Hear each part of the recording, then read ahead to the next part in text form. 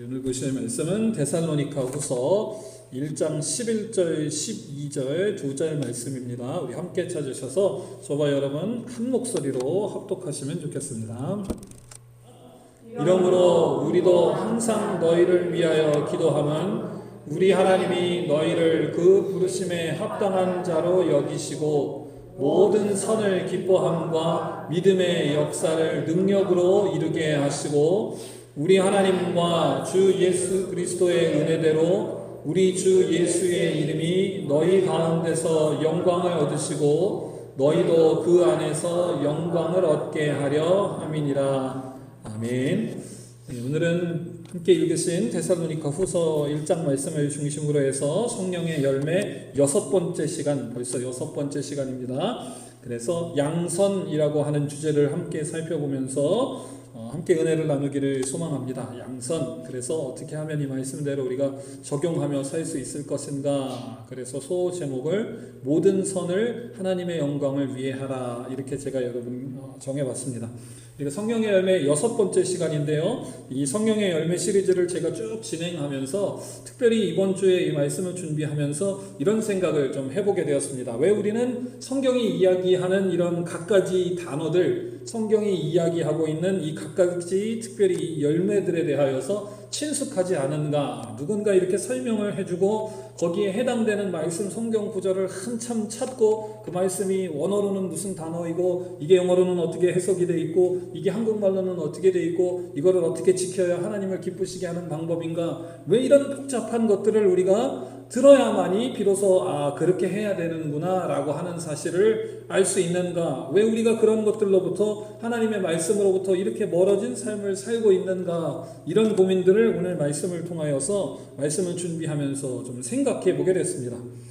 성령의 열매가 기록되어 있는 갈라디아서 본문 5장 22절부터 23절 보시면 이렇게 기록되어 있거든요. 저희 그냥 한번 같이 읽어보도록 하겠습니다. 시작! 오직 성령의 열매는 사랑과 희락과 화평과 오래 참음과 자비와 양선과 충성과 온유와 절제이니 이 같은 것을 금지할 법이 없느니라. 아멘. 사도 바울이 갈라디아 성도들에게 편지를 쓰면서 성령이 주시는, 성령이 맺게 하시는 열매는 사랑과 희락과 화평과 오래 참음과 자비와 양성과 충성과 온유와 절제다. 그리고 이 같은 것을 맺지 못하도록 우리에게 금지하는 어떤 법도 없다. 이렇게만 말씀하고요. 그 뒤에 보시면 성령의 열매는 사과고 빨간 사과고 뭐 포도고 딸기고 이렇게 뒤에 설명이 없습니다. 그냥 성령의 열매는 저런 리스트들이 있는데 저런 것들을 우리로 하여금 맺지 못하도록 하는 법이 없다. 저런 것을 맺지 못할 이유가 없다. 이렇게만 말씀하시고 성령의 열매를 맺으라, 이렇게 말씀은 기록되어 있지, 저와 여러분들이 지금 몇 주간 말씀을 통하여 보시는 것처럼 이 열매는 이겁니다, 이 열매는 이렇게 맺어야 합니다, 이런 것들이 전혀 사도 바울이 기록된 이 말씀에는 어디에도 없다라고 하는 것이죠. 갈라디아 성도들은 사도 바울이 이야기하는 이 편지, 이 성령의 열매에 대하여서 듣고 즉시로 하나님의 말씀 가운데에 이러한 열매가 무엇인가는 적어도 알고 맺을 수 있을 정도의 하나님의 말씀에 대한, 하나님의 말씀의 법에 대한, 하나님의 말씀에 기록된 이 단어들에 대한 친숙함이 있었다라고 하는 것입니다. 그런데 이번 주 말씀을 제가 묵상하면서 그런 생각을 하게 됩니다. 왜 우리는 이 하나님의 말씀으로부터 이렇게 멀리 떨어진 삶을 살아가고 있는가? 사도 바울이 갈라디아 성도들에게 편지를 보낼 때에는 이렇게 우리가 가지고 있는 성경책처럼 이렇게 이스태블리시된 어떤 하나님의 말씀 책이라는 것도 없고 바울이 그저 스크롤에다가 이렇게 돌돌돌 말아서 쓴 편지뿐인데 이 사람들은 하나님의 말씀대로 수고하며 노력하며 사는데 적어도 저와 여러분들보다는 탁월하고 뛰어났던 사람들인데 왜 우리는 하나님의 말씀도 있고 또 여러 교수님도 있고 신학교도 있고 목회자도 있고 훌륭한 교회들도 많은데 하나님의 말씀으로부터 더 멀어질 수밖에 없었는가? 이런 고민들을 참 많이 하게 되었습니다. 그리고 거기에다가 제가 한 가지 더 여러분께 말씀드리고 싶은 것은 오늘 말씀의 주제인 양선이라고 하는 것은 오늘 6번째 시간인데요. 우리가 살펴본 6가지 열매 중에 성경에 제일 안 나오는 겁니다. 성경에 양선이라고 하는 단어를 눈 씻고 찾아도 딱 4번 나옵니다. 근데 그나마 딱 4번 나오는 것도 양선이라고 하는 단어가 이런 뜻입니다라고 자세히 설명된 구절은 한 구절도 없습니다. 두 구절은 이 양선이라는 말이요. 제가 이걸 여러분께 설명을 드리면서 이야기를 하는 게 좋겠네요. 양선이라고 하는 단어는 헬라어로 아가토시네라고 이렇게 써 있습니다. 그런데 제가 여러분께 설명드린 것처럼 신약에서 딱 4번 기록되어 있고 이 4번 다 사도 바울만 썼습니다. 그 사도 바울의 편지에만 딱 등장하는 단어가 양선, 아가토시네 이런 단어고요. 그 중에 2번은 여러분 아까 보신 갈라디아서 그 말씀처럼 성령의 열매에는 요거가 있습니다. 양선이 있습니다. 두 구절은 그냥 무슨 뜻인지 아예 밑도 끝도 없이 그냥 리스트만 써 있습니다. 사랑과 뭐와 양선과 이렇게 써 있는 리스트로 양선이라고 하는 두 단어가 쓰여 있고 나머지 두 구절에서는 조금 우리가 유추해 볼 수 있는 그 예의 어떤 조금 가루라고 그럴까요? 그런 것들이 살짝 묻어 있는 그런 구절입니다. 그리고 그 구절 중에 하나가 바로 데살로니가 후서 1장 11절 12절 오늘 본문이 되겠습니다.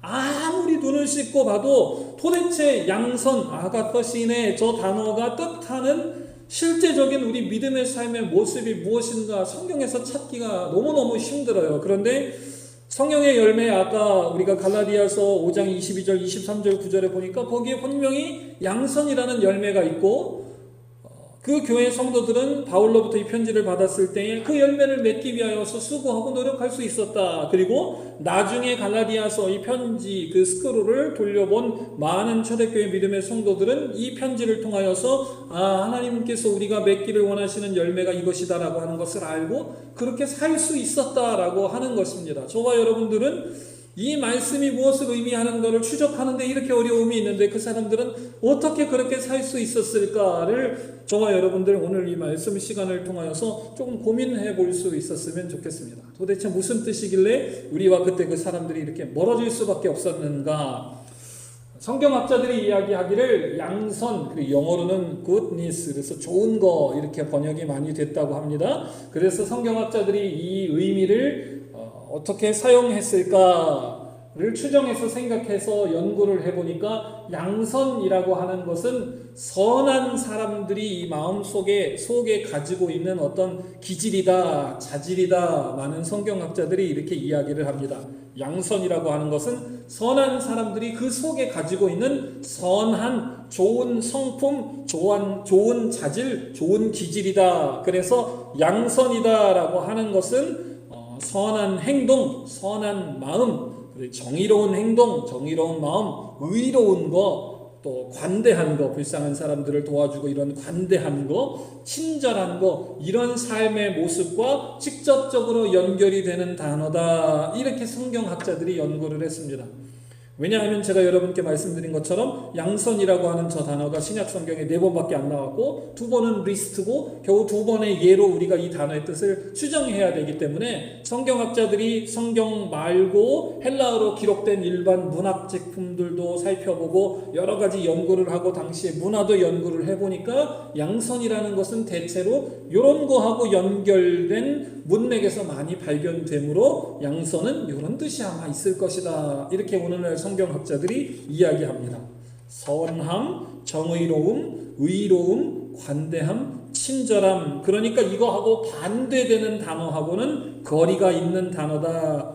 선함, 정의로움, 의로움, 관대함이니까 이거하고 반대되는 거, 마음속에 악함을 품고 악행을 하는 거, 불평하는 거, 시기하는 거, 다른 사람들을 못살게 구는 거, 착취하는 거, 이런 거하고는 반대되는 뜻이 바로 양선이다. 그래서 양선을 행하라 라고 하는 것은 goodness를 행하라 라고 하는 것은 하나님 앞에 선한 거, 정의로운 거, 의로운 거, 또 이웃을 향하여 관대하고 친절한 모습을 가지는 이런 행위, 거꾸로 말해서 이웃들에게 악한 앙심을 품지 않고 나쁜 일을 하지 않고 불평하지 않고 시기하지 않고 원망하지 않고 나쁜 뜻을 가지고 다른 없는 사람들 것을 뺏고 이런 것들을 하지 않는 행위가 아마 양선의 일반적인 뜻일 것이다. 이렇게 성경학자들이 많이 이야기를 하곤 합니다. 그래서 이 예를 우리가 성경에서 딱 집어서 이 단어를 쓰지는 않았지만 어떤 행동을 우리가 이 예로 가지면 좋을까? 성경학자들이 이야기하기를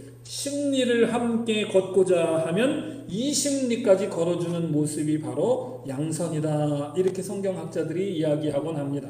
겉옷을 벗어달라라고 그러면 속옷까지 벗어주는 행위, 이것을 양선의 모습에 좋은 예다. 많은 성경학자들이 이렇게 이야기를 해요. 그런데 그렇게만 이야기하기에는 성령의 열매로서 사도 바울이 명령한 열매의 모습으로서 좀 부족하지 않는가, 그게 과연 전부인가, 이런 의구심을 저와 여러분들이 가질 수밖에 없습니다.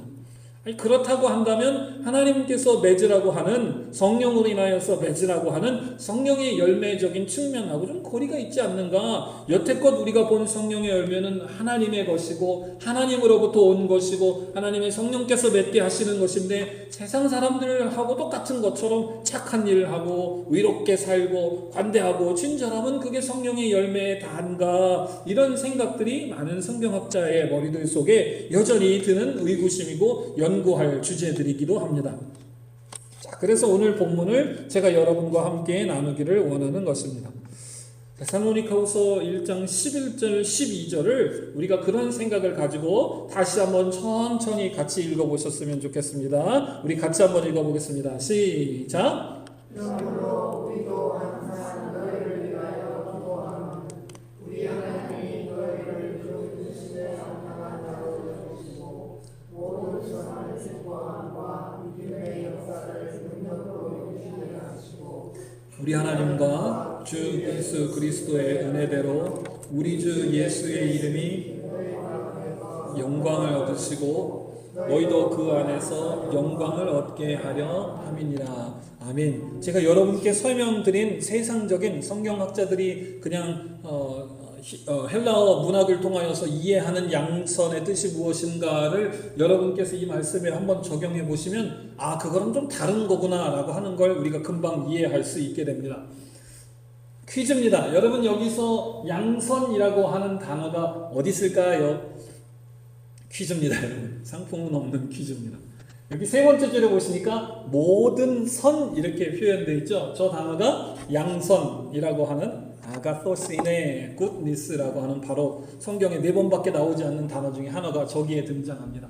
그러면 여러분, 모든 선, 그걸 주목해서 다시 한번 말씀을 보셨으면 좋겠어요. 바울이 데살로니가 성도들을 위하여서 내가 여러분들을 위하여 항상 하나님 앞에서 이렇게 되기를 기도합니다. 어떻게 기도하냐 하면, 우리 하나님께서 여러분들을 부르신 그 부르심에 합당한 삶을 살 수 있도록 여러분을 그렇게 만드시고 여러분들에게 그렇게 은혜 주시고 능력 주시기를 내가 항상 기도합니다. 여러분들이 그 부르심에 합당한 사람이 되어서 하나님께서 원하시는 저 양선이라는 것을 여러분이 기뻐함으로 감당케 되기를 내가 기도합니다. 여러분께서 하나님의 부르심에 합당한 사람이 되어서 하나님께서 여러분을 통하여서 감당하시기를 원하시는 양선이라는 것을 여러분의 믿음의 능력, 그 역사하심을 통하여서 감당케 되기를 원합니다. 사도 바울이 이렇게 기도했다라는 것입니다. 세상의 착한 선한 일을 하나님께서 그 일을 부르신 부르심으로 알고 감당케 되기를 기도합니다. 이상하죠? 세상에 예수 안 믿어도 선하고 착하게 사는 사람들 많이 있습니다.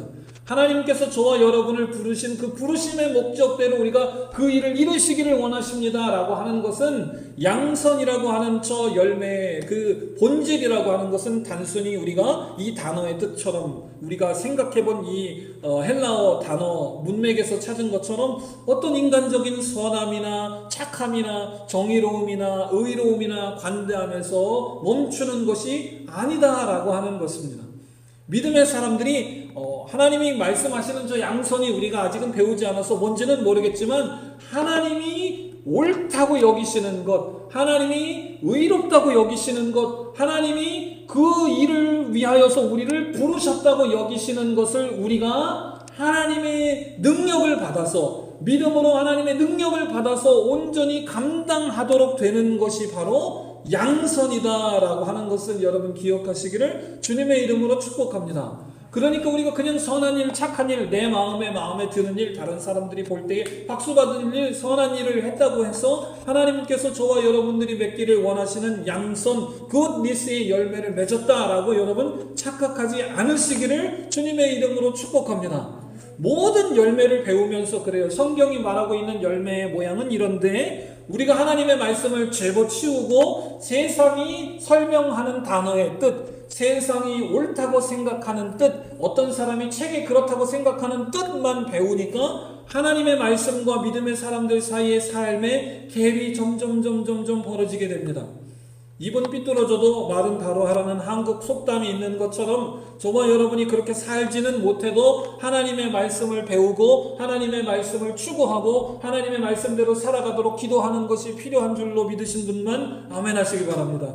아멘. 그래야 우리가 시대가 지나가도 바울의 편지는 지금으로부터 2000년 전에 쓰여졌을지라도 하나님의 말씀은 영원한 것처럼, 풀은 마르고 꽃은 시들지만 주의 말씀은 영원한 것처럼, 우리가 그 뜻은 그 뜻대로 살지는 못해도 그 뜻이 이것이며 하나님이 기뻐하시고 원하시고 영광 받으시는 뜻은 이것이다 라고 하는 것을 알고 우리 후손들에게도 가르치고 하나님의 영광을 위하여서 우리가 믿음의 길로 복의 길로 살 수 있게 되는 줄로 믿습니다. 아멘. 신앙인들이 교회 와서 세상 소리 듣고 나 어쩌쩌 하는 소리만 듣고 하나님의 말씀은 저버리고, 이 사람은 이렇게 이야기했고 큰 교회 시스템은 이렇게 이야기했고 유명한 목사님은 그걸로 설교를 이렇게 했으니까 이거는 이겁니다. 그렇게 살면 하나님의 말씀이 이렇게 기록됐는데 교회에서도 그게 무슨 뜻인지 다 모를 수밖에 없는 거예요.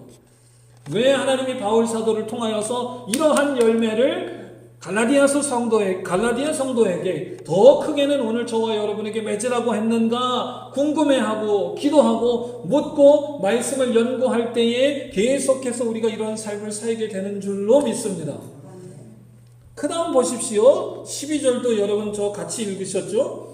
도대체 하나님께서 원하시는 그 모든 선을 이루면 어떠한 일들이 일어나게 되는가를 사도 바울이 12절을 통하여서 설명합니다. 그것을 우리의 부르심으로 알고, 그렇죠? 하나님의 그 뜻, 그 선하신 것을 이루는 것이 하나님께서 저와 여러분 우리 교회를 부르신 뜻이다라고 하는 것을 우리가 알고, 내 힘과 능력뿐만 아니라 믿음의 역사, 하나님께서 우리에게 주시는 그 능력으로 말미암아 그 일을 감당하면 12절 어떻게 되냐 하면 주 예수의 이름이 우리 가운데에서 영광을 받으실 뿐만 아니라 우리도 주 안에서 영광을 얻게 된다라고 하는 것입니다. 양선이라고 하는 열매는 뭐냐면 그런 겁니다. 우리가 단순히 착한 일에서 세상 사람들한테 박수받고 너는 뭔가 틀려 이것뿐만 아니라 그렇게 사는 것이 하나님께서 우리에게 주신 소명이고 사명이고 부르심이구나. 내가 그렇게 살려고 하는데 내 원래 착한 심성으로는, 내 원래 오래 참는 수고와 노력으로는 할 수 없고 하나님의 힘과 능력 성령의 도우심으로 말미암아 내가 이 일을 감당케 되었구나. 하나님이 그렇게 하게 하셨습니다. 그러므로 말미암아 하나님도 영광 받으시고 저와 여러분도 그 안에서 영광을 받게 될 때에 비로소 우리가 양선 굿니스의 열매를 맺은 거구나. 여러분 이 열매를 여러분 맺게 되는 이 프로세스들을, 바울이 말씀을 통하여 기록하고 있는 이 열매의 프로세스들을 여러분 잘 기억하시기를 바랍니다. 그래서 제가 너무 학문적으로 신학적으로 이 말장난 한 것 같아서 간단하게 정리했어요. 우리 같이 한번 읽어보겠습니다. 시작! 양선, 하나님의 능력을 힘입은 성도들의 온전한 순종으로 나타나는 하나님의 영광됨. 한 번 더 읽어보겠습니다. 하나님의 능력을 힘입은 성도들의 온전한 순종으로 나타나는 하나님의 영광됨. 아멘. 선한 일이고 좋은 일이고 의로운 일이고 관대한 일이고 친절한 일이기는 한데 그 일이 어떻게 이루어져야 되냐 하면 하나님의 능력을 힘입은 하나님의 백성들이 하나님이 이렇게 살라고, 이렇게 선한 일을 이루라고, 이렇게 정의로운 삶을 살라고, 이렇게 의롭고 관대하고 친절한 삶을 살라고 나를 부르셨구나. 우리가 그것을 부르심으로 알고 거기에 온전한 순종으로 하나님의 영광을 드러낼 때에 그것을 성경은 양선 이렇게 이야기한다라고 하는 것입니다. 여기에 키가 되는 말씀들이 다 들어가 있어요. 하나님의 능력을 힘입어야 하고, 온전한 순종으로 말미암아 하나님의 영광이 나타나야 한다. 그러면 제가 오늘 말씀 시간을 통하여 여러분과 두 번째로 나누기를 원하는 것은, 그러면 사도 바울이 거기 중요한 키로 여기 오늘 본문 12절에 보시니까 그렇게 행할 때에 예수의 이름에 우리 가운데에 영광을 얻으시고 우리도 예수의 이름으로 영광을 얻게 된다. 언제 하나님이 그러면 도대체 영광을 얻으시는가, 이것을 여러분과 함께 나누기를 원합니다. 우리가 1년 내내 수많은 말씀 시간을 통하여서 우리가 어떻게 하는 게 순종인가, 어떻게 하나님의 뜻을 이루어야 하는가, 어떻게 하나님의 말씀대로 살아야 하는가, 어떻게 하나님의 능력을 힘입어야 하는가, 이런 건 많이 배운 것 같아요. 그래서 저는 앞에 두 가지보다는 맨 마지막 부분, 어떨 때에 하나님이 영광을 받으시는가, 이것을 여러분과 함께 나누면서 이 양선에 대하여서 좀 구체적으로 여러분과 살펴보기를 원합니다. 첫 번째로 우리 같이 한번 읽어보겠습니다. 시작. 하나님은 하나님의 사람들이 거룩해지고 정결해질 때 영광을 받으신다. 한 번 더 해보겠습니다. 하나님은 하나님의 사람들이 거룩해지고 정결해질 때 영광을 받으신다. 아멘. 제가 제 얘기부터 여러분께 시작을 하는 것이 가장 쉬운 예인 것 같아요. 제가 주일학교 저희 이제 부모님 교회에서 저희 부모님이 지금 목회하시는 강원도 원주에 있는 그 교회를 86년도 9월 마지막 주, 10월 첫 주부터 아마 담임 목회를 하셨던 걸로 제가 기억을 합니다. 제가 87년도에 초등학교를 들어갔는데요. 86년도 9월 마지막 날 그 교회에 빨간책 봉고차 승합차가 한 대 있었는데, 빨간책 봉고차를, 제가 그 전에는 대치동에 살았거든요. 코엑스 언덕 넘어가면 지금도 그 교회가 있습니다. 대치동에 가시면 뭘 말씀드리면 여러분이 아실 수 있을까요? 서울의 은마 아파트값, 땅값 얘기가 많이 나오죠. 그 은마 아파트 옆에 청기화 연립주택이라는 곳에 제가 살았거든요. 지금은 없어요. 은마 아파트는 있는데, 그리고 그 은마 아파트 건너편에 교회가 있었습니다. 그리고 그 교회 뒤편에 보면 지금은 롯데백화점으로 아마 바뀐 것 같아요. 옛날에는 그랜드백화점이었는데 롯데백화점이 있고, 거기가 저희 아버지께서 목회를 하시던 교회였습니다. 거기에서 강원도 원주, 지금도 저희 집에 가면 아직도 주변에 논입니다. 근데 그때는 저희 교회에 들어갈 때에 교회는 이렇게 조립식 샌드위치 패널이라고 하죠. 여기 저희 교회 지붕 같은 거 만드는 철판하고 철판 사이에 이렇게 styrofoam 들어가 있는 샌드위치 패널로 지어진 가건물 교회, 아주 이렇게 큰 교회는 아니었고 조그마한 시골 교회였어요. 그리고 저희 교회 진입로가 자갈로 된 농로였습니다. 시골에 가시면 차는 안 들어가고 리어카 같은 거 농사 지을 때 끌고 들어가는 논과 논 사이에 조금 넓은 논두렁은 이렇게 사람 하나 다니는 조그만 길이고, 그거보다 조금 더 넓은 농로, 그래서 차는 못 들어가고 리아카 한 대 들어갈 수 있는 그런 길을 한 200m쯤, 큰 길에서 200m쯤 쭉 가야 그 안에 있는 교회가 있었는데, 그 교회가 지금 저희 부모님 시무하시는 교회예요. 그래서 저희 그 교회에서 빨간색 봉고차 12인승 봉고차가 하나 있었는데, 교회 성도님들을 이렇게 모시고 다니는 봉고차가 있었는데, 봉고차가 저희가 서울에서 이삿짐을 실어가지고 그 교회에 86년도 9월 마지막 날 제가 들어갔던 기억이 어릴 적 제 머릿속 기억이 생생합니다. 그 교회 진입로가 차가 안 다니는 길이고 농로라서 이게 봄이 되면 교회 차가 심심치 않게 빠집니다. 이 논두렁 길보다 조금 더 넓은 길이니까 봉고차가 조금만 옆으로 이렇게 하면은 이제 진흙이랑 흙이 물러가지고 미끄덩해가지고 빠져요. 그런 교회에 있었는데 아직까지 하여튼 거기서 목회를 하십니다. 36년째인가요? 그런 것 같아요. 86년부터 하시니까 37년째 아마 하시는 것 같습니다. 제가 왜 이 말씀을 드리냐면, 제가 그 교회에서 초등학교 이제 다니기 전부터죠. 이제 9월 달부터 그 교회 9월 30일 날 이사를 갔으니까, 그래서 그 다음 해에 초등학교에 제가 들어가서 그 교회에서 부모님 목회하시니까 맨날 여러분께 말씀드리는 대로 교회 예배당 이렇게 강단 뒤편에 붙어 있는 단칸방에서 살면서, 제가 초등학교 4학년 때 이렇게 VBS를 하면서, 여기 말로는 VBS죠. 한국말로는 여름 성경학교를 하면서, 하나님께서 나를 사역자로 부르시는구나, 하나님께서 나를 목회자로 부르시는구나 라고 하는 부르심을 여름 성경학교 하면서 제가 발견하게 됐습니다.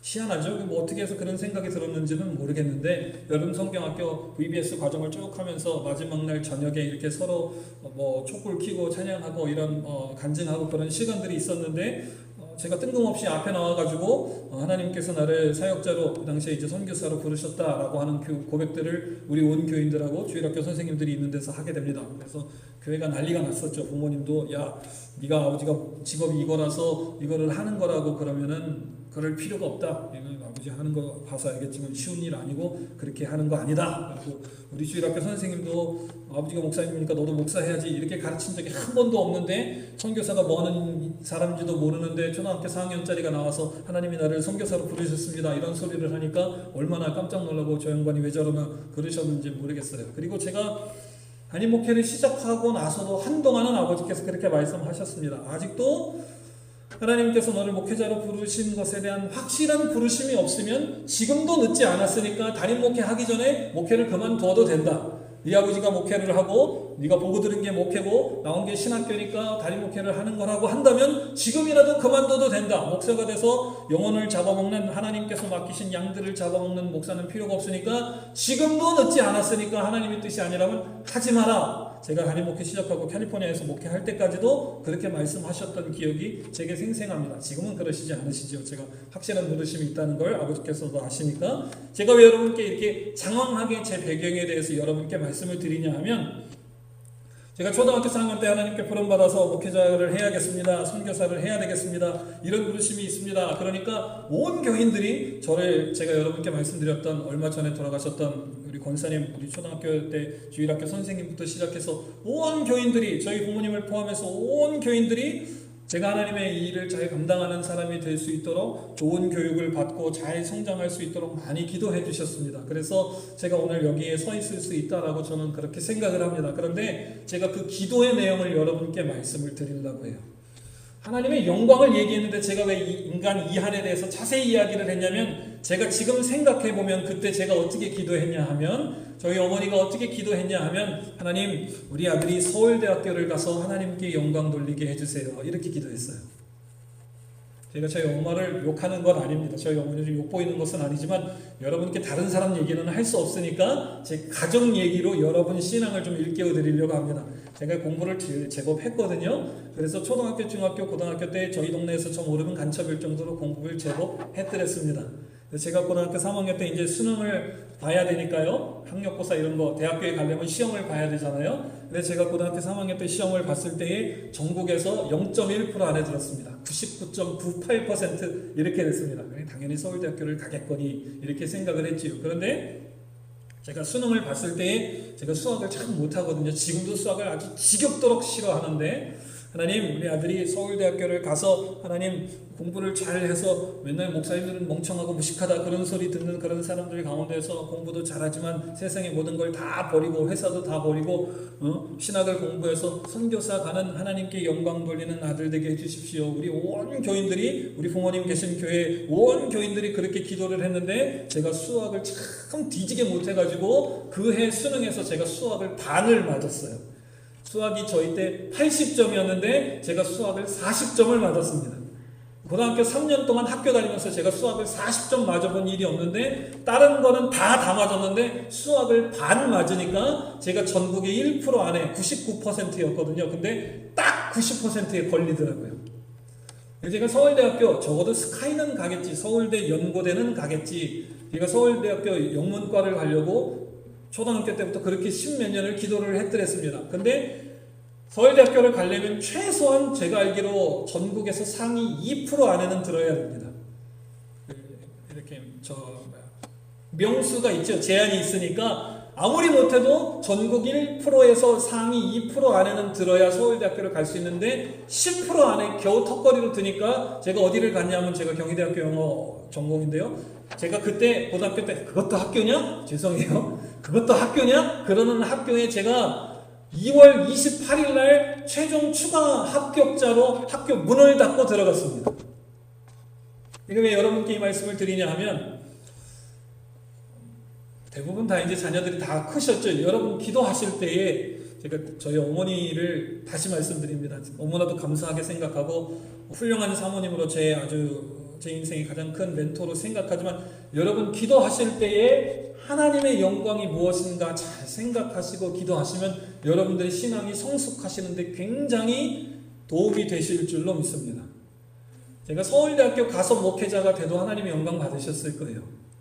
그런데 제가 그 뒤로 제가 이 대학교 입시에 실패한 이후 제가 99년도에 대학교를 가고 지금 생각해보면 99년, 9년, 19년이니까 24년이 지나고 나서 지금 여기서 목회할 때 뒤를 돌아보니까 서울대학교 못 가고 목회하는 것도 하나님의 영광이 되는구나.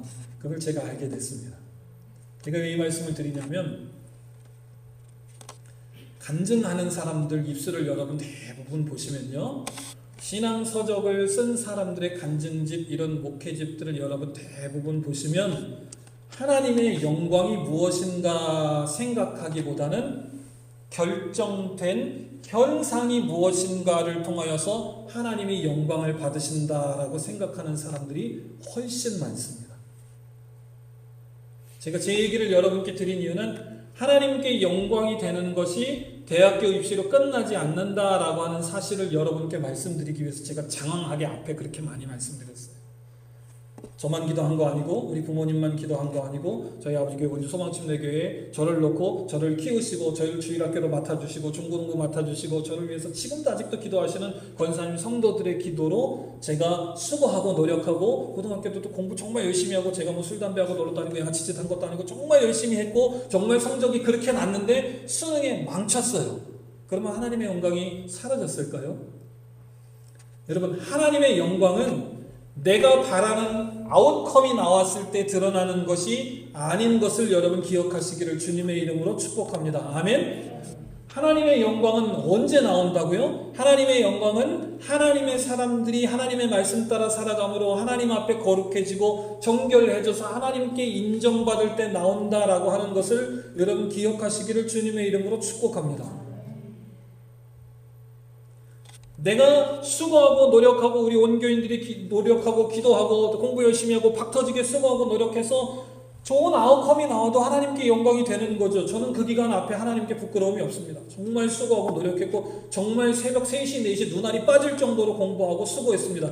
왜냐하면 교회 뒤편에 살면서 온 교인들이 나를 위해서 새벽부터 기도하고 찬양하고 우리 목사님 아들이 흥업 이천구석에 와서 강남에서 목회하다가 저 양반이 저렇게 왔는데 저 양반 목회가 옳다라고 하는 것을 증명하는 방법이 나는 그것인 줄로 알고 아버지 얼굴에 먹칠하지 않기 위해서도 정말 수고하고 노력하고 공부 많이 했어요. 그런데 하나님 내게 주시는 대학 입시 결과가 이겁니까? 정말 학교 가서 어렵고 힘든 시기를 많이 겪었거든요. 그런데 그 시기를 다 돌아보면서 담임 목회를 다 수고하고 노력하면서 어느 날 하나님 앞에 앉아서 말씀 묵상하고 여러분과 말씀을 나누며 기도하며 이 단에 섰을 때 하나님께서 이 모든 경험을 하시게 한 이유는 이것을 통하여서 하나님의 말씀을 해석하고 해설하고 어떤 사람에게 하나님께서 언제 영광을 받게 하시는가 설명하시기 위하여서 경험하게 하신 하나님의 놀라운 섭림으로 이 이야기를 내가 할 때에 하나님 영광 받으시겠구나라고 하는 사실을 제가 깨닫고 난 이후부터입니다. 그래서 서울대학교 못 간 것이 하나도 안 부러워요. 내가 철지 담임 목사 안 되고도 나보다 공부 훨씬 못하는 사람들이 저보다 더 좋은 교회 담임 목사라도 하나도 안 부럽습니다. 왜요? 하나님이 어떻게 영광 받으시는지, 하나님이 나를 왜 목회자로 부르셨는지, 하나님께서 그때 나를 서울대학교 안 보내시고 그 학교를 보내시고 군대는 거기를 보내시고 유학은 여기를 보내셔서 오늘 나를 여기에 이렇게 쓰시려고 하나님께서 나를 인도하셨구나라고 하는 하나님의 부르심과 하나님의 영광의 프로세스를 제가 말씀을 통하여 발견했기 때문입니다. 사랑하는 성도 여러분, 하나님께서 영광 받으시는 것이 언제인가 여러분 잘 기억하시고 생각하시기를 주님의 이름으로 축복합니다. 내가 선한 일을 할 때에 오늘 말씀에 기록된 것처럼 내가 선한 일을 할 때에 모든 선이라고 하는 하나님께서 말씀하시고 성경학자들이 이야기한 그 선을 행할 때에 사람들은 그 선이 내 속에서 하나님께서 주신 능력으로 말미암아 내가 감당할 수 없는데 우러나온 선인지 아니면 그 사람이 원래 타고난 것이 착한 사람이기 때문에 그냥 맨날 하는 선인지 사람들은 구별할 수 없어요. 그런데 사람들은 그걸 뭘로 구별하냐 하면 그 사람의 선으로 인하여 나타난 결과가 무엇인가 그것으로 그 사람을 평가합니다. 헌금 많이 한 사람, 가난한 사람들을 많이 위해서 헌금하고 도와준 사람, 그것은 하나님이 한 일이고 정말 과부가 자기의 모든 전 재산을 들여서 하나님께 드린 그것은 다른 사람들의 얼굴에 다른 사람들의 눈에 선이라고 잘 안 드러나는 경우들이 너무나 많아요. 그래서 여러분 간증하고 돌아다니는 사람들을 보십시오. 하나같이 다 드라마의 주인공들입니다. 내가 쫄딱 망하게 생겼는데 하나님이 이렇게 수십억을 벌게 해주셨습니다. 내가 이렇게 했는데 하나님께서 내 비즈니스를 이렇게 해주셨습니다. 내가 이렇게 죽을 뻔했는데 하나님께서 생명을 살려주셨습니다. 다 무슨 드라마의 주인공들만 선하고 하나님이 영광 받으실 만한 일이다, 이렇게 생각하고 강단에서 이야기합니다. 왜요? 사람은 그 심령 속에 이 모티브가 무엇인지 구별할 수 있는 능력이 없기 때문에 그냥 결과가 아웃컴이 크면 그건 다 하나님께서 행하셨다, 이렇게 그냥 치부하고 말아요. 그런데 성경은 그렇게 이야기하고 있지 않습니다. 그 일을 통하여서 그게 크든지 작든지 그 일로 말미암아 하나님이 영광 받으시고 하나님의 영광 가운데 나도 하나님이 저 양반을 통하여 저 인생의 여정을 통하여 저 문제를 통하여 이렇게 일하셔서 저 사람 살리시려고 하나님께서 행하셨구나, 이게 프로브되고 증명이 될 때에 하나님의 영광이 나타나는 것이다 라고 성경이 이야기하는 것을 여러분 기억하시기를 주님의 이름으로 축복합니다. 사랑하는 반석성도 여러분, 여러분 삶 속에 기도하고 수고하고 노력하고 나는 하나님의 말씀대로 틀린 것이 하나도 없는데도 불구하고 인생이 잘 안 된다 할지라도 여러분 절대로 실망하고 디스커리지 되지 않으시기를 주님의 이름으로 축복합니다. 아멘. 세상은 그런 여러분들을 바라보면서 그러나 하나님께서 저와 여러분들의 마음 중심을 보시는 줄로 믿습니다. 우리가 어떻게 그런 행동을 시작하게 되었는지, 우리가 어떻게 그런 결정을 내리게 되었는지, 우리가 어떻게 그런 인생 여정을 걸어가게 되었는지, 우리가 그런 인생 여정을 걸어가는 중에도 그래도 진흙밭으로 걸어가게 하셔도 하나님께서 내 발걸음을 인도하셔서 진흙밭으로 걷게 하시니까 이 길이 의로운 길인 줄로 믿고 나는 갑니다, 그런 결정 내린 신앙을 하나님께서는 보고 알고 계시는 줄로 믿습니다. 세상 사람들은 그런 것도 하나도 모른다 할지라도 우리는 하나님을 믿고 하나님을 보고 말씀대로 걸어가는 사람이 되어야 하는 줄로 믿습니다. 아멘. 그래서 여러분의 믿음의 결정에 추워라도 의심을 갖지 않으시기를 주님의 이름으로 축복합니다. 하나님이 그리로 가라라고 말씀하셨다라고 하는 믿음의 확신이 여러분 속에 있으면 하나님께서 되게 하실 때까지, 하나님은 된다라고 말씀하셨으니까 되게 하실 때까지 여러분 믿음으로 쓰러지지 않고 걸으시기를 주님의 이름으로 축복합니다. 아멘. 이것이 믿음이고 이런 삶을 통하여서 하나님께서 영광 받으시는 줄로 믿습니다. 집사님이 내 사업에 성공했어, 하나님 영광 받아. 목사의 아들인데 하버드 갔어, 하나님. 컨닝해서 하버드를 갔는지 막말로 하나님 앞에 얼마나 하나님의 영광을 이 입술을 올릴 때 입술이 파르르 떨리지는 않는가 제가 물어보고 싶은 사람들이 수도 없이 많아요. 사랑하는 반석교회 성도 여러분, 하나님은 하나님의 사람들이 거룩해지고 정결해질 때 영광을 받으시는 줄로 믿습니다. 여러분들의 모든 삶이, 여러분께서 행하시는 이 선한 삶이 하나님 앞에 영광이 되고 그곳으로 말미암아 여러분의 영광이 되는 삶이 되기를 주님의 이름으로 축복합니다. 저는 이 선함이 무엇인지 여러분 각자에게 세세하게 가르쳐 드리지는 못해요. 그러나 여러분들이 그것을 가지고 하나님 앞에 묵상하고 기도하실 때에 여러분 각자에게 하나님께서 원하시는, 하나님께서 열매 맺고자 하시는 믿음의 참된 선한 일들을 알려주실 줄로 믿습니다. 그것을 성경적인 용어로 우리가 부르심 이렇게 이야기합니다. 이한 목사는 이민교회 하나님께서 부르셨구나. 내가 반석교회 담임 목사로 부임되는 그 순간부터 하나님께서 세인루이스 반석교회에 여기 몇 명 안 되지만 하나님께서 이 성도들을 위하여 눈물 뿌려 수고하고 기도하는 목사로 나를 부르셨구나. 그 부르심이 있으니까 제가 여러분과 이렇게 사역하고 생활하는 겁니다. 갈 데 없어서 어디 그런 게 어디 갈 데가 또 있는가 인터넷에서 찾지. 여러분 속에 하나님께서 주시는 그 부르심이 있었으면 좋겠어요. 하나님 나를 우리에게 집사로 부르셨다. 목사 내가 그럼 반석교 이 나이 먹고 부엌대기나 하고. 네 집사님, 하나님께서 집사님을 그렇게 부르신 줄로 믿습니다. 힘들고 어렵고 수고되지만 집사님이 눈물로 그 일을 감당하며 하나님 앞에 선한 일을 행하실 때에 저 집사님도 저렇게 우리에게 수고하고 노력하고 섬기는구나. 하나님께도 영광되고 집사님께도 하나님의 영광이 이룰 줄 믿습니다. 아멘. 두 번째입니다. 또 하나님은 언제 영광 받으시냐면요. 이것도 같이 읽어보겠습니다. 시작. 하나님은 복음이 증거되고 죄인들이 하나님께로 돌아올 때 영광을 받으신다. 하나님이 언제 영광 받으시냐 하면 복음이 증거되고 하나님의 말씀대로 죄인들이 하나님께로 돌아올 때에 영광을 받으십니다. 이 말은 다른 말로 말하면 하나님의 말씀대로 이루어질 때에 하나님 영광 받으신다, 이런 뜻입니다.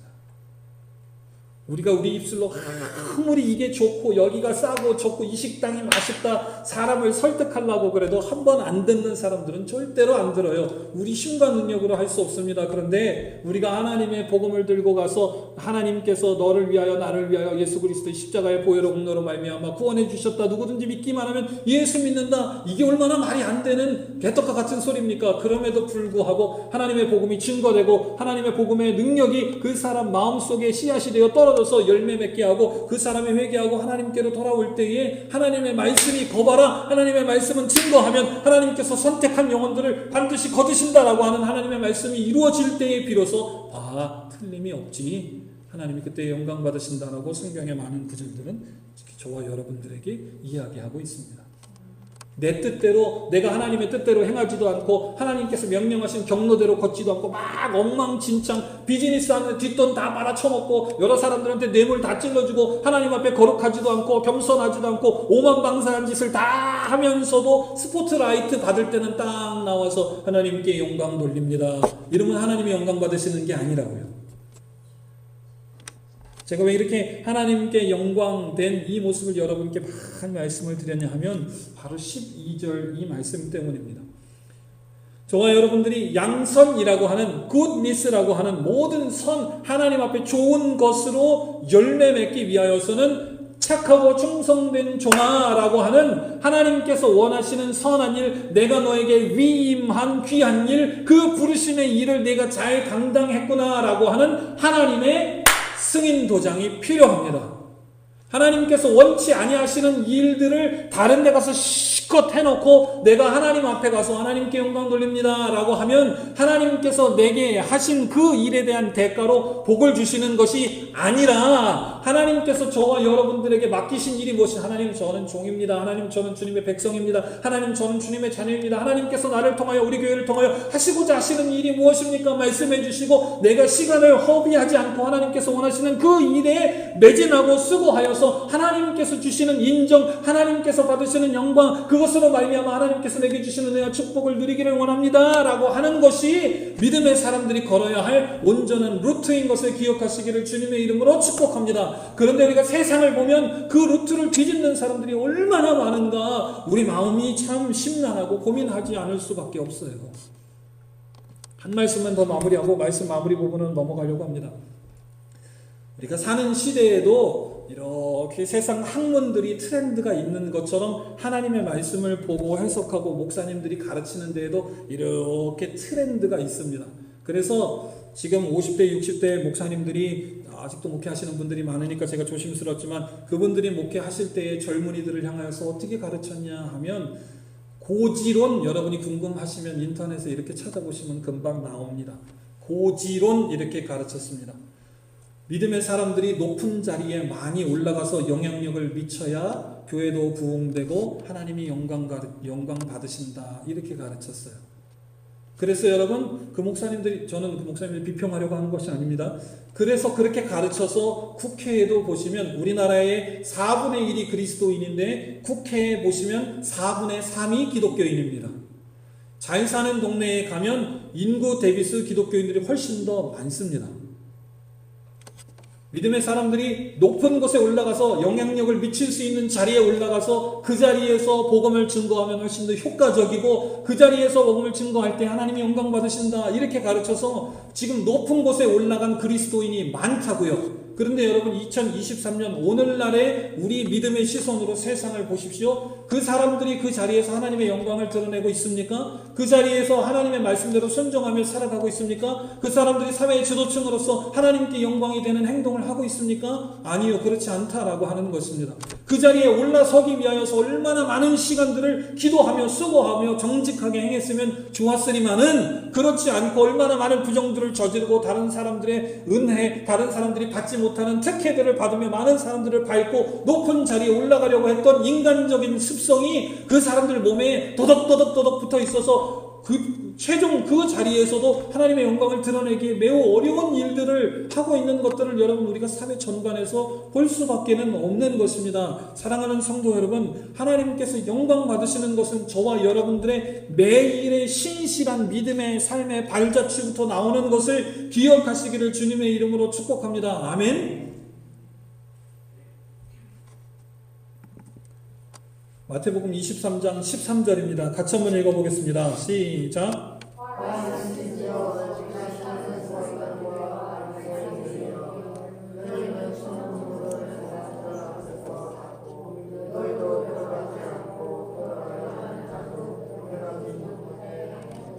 아멘. 여러분, 자녀들을 위하여서 특별히 기도하실 때에 우리 자녀들이 무늬만 그리스도인으로 저런 바리새인과 서기관 되지 않도록 여러분 많이 기도해 주시기를 바랍니다. 이 땅에 있는 교회와 목회자들을 위하여서 지도자들을 위하여서 기도할 때에 여러분 교회를 위하여서 기도할 때 마찬가지입니다. 여러분 자신을 위하여서 기도할 때도 마찬가지입니다. 하나님이 전능하신 분이시고 나를 지으신 분이고 나의 머리털도 세시는 분이시고 내 생각과 사고와 의도까지도 하나님이 이미 다 아시는 분이신데 내가 내 멋대로 죄짓고 마음껏 다 해놓고 나서 나중에 높은 자리에 가서 폼나게 그래도 나오는 교회 장로가 한 수집사님 있는데 하나님께 영광을 돌립니다. 나는 그런 사람이 되지 말아야 되겠다. 내 매일의 삶 속에서 작은 것이라 할지라도 하나님께서 내게 맡기시는 일들의 충성 봉사함으로 하나님 앞에 양선의 열매를 맺어야 되겠다. 말씀 마무리하겠습니다. 오늘 본문으로 돌아가서 우리 노란색 칠해져 있는 본문만 같이 한번 읽어보겠습니다. 시작. 여러분 이 양선의 열매를 맺기 위하여서 가장 필요한 첫 번째 스텝은 뭐냐 하면요, 하나님께서 나로 인하여 맺기를 원하시는 열매가 무엇인가, 이것을 하나님께 묻는 것입니다. 하나님 나로 인해서 양선 열매를 맺어야 된다라고 하는 건 이제 확실히 알았는데 내 삶에서 매일매일 하나님의 영광을 위하여서 하나님께서 기뻐하시는 일이 무엇인가 찾아다니는 것은 찾아다녀야 한다는 건 내가 알겠는데 그럼 하나님 그게 뭡니까? 여러분 물으시는 한 주 되시기를 주님의 이름으로 축복합니다. 각자를 향한 부르심이 다 다를 줄 믿습니다. 어떤 사람은 학생으로, 어떤 사람은 직장인으로, 어떤 사람은 목사로, 어떤 사람은 교수로, 또 어떤 사람은 직업적인 면에서 부르시지 않고 그 사람의 성품으로, 어떤 사람은 삶의 자리로 하나님께서 부르신 줄로 믿습니다. 아멘. 하나님께서 그 부르신 나로 인하여 하나님께서 이루시고자 하시는 그 부르심이 무엇인가, 내 그 부르심을 먼저 알 때에 그래, 그게 내가 너로 인하여 맺기를 원하는 열매다. 하나님의 어프로블 승인을 받게 되는 줄로 믿습니다. 두 번째입니다. 두 번째 노란색 칠한 부분 같이 읽어보겠습니다. 시작.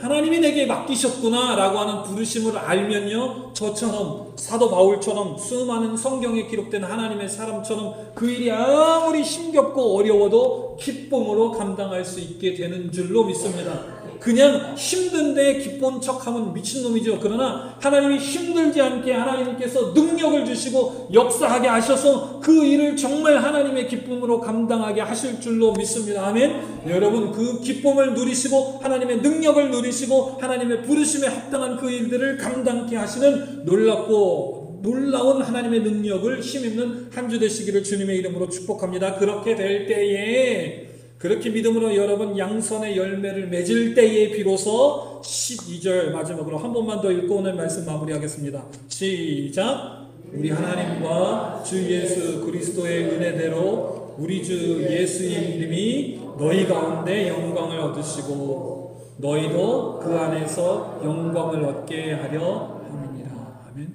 여러분 그렇게 사실 때에 하나님께 영광 드립니다. 이렇게 안 해도 하나님 영광 받으시는 줄 믿습니다. 여러분 그런 삶이 저와 여러분의 삶이 되시기를, 우리 반석교회의 삶이 되시기를 주님의 이름으로 축복합니다.